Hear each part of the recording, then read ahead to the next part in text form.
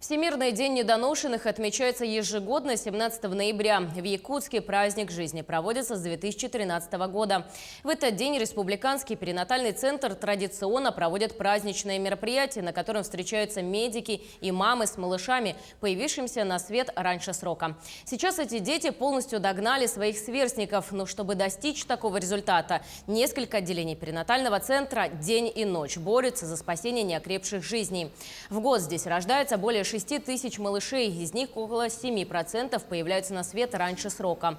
Около 300 детей ежегодно нуждаются в реанимационной помощи по недоношенности. Современные методы позволяют спасать младенцев, рожденных весом не более 500 граммов. Пока малыши крепнут в инкубаторах, их мамы также получают медицинскую помощь, консультации психологов и учатся правильно ухаживать за особенными грудничками.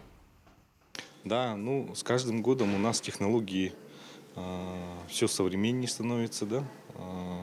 У нас появляется современная аппаратура, и самое главное — это опыт врачей. Все-таки, да, опыт наших докторов, профессионализм их, и в связи с вот все это в совокупности улучшает результат реанимации вот таких выхаживаний и таких новорожденных детей недоношенных.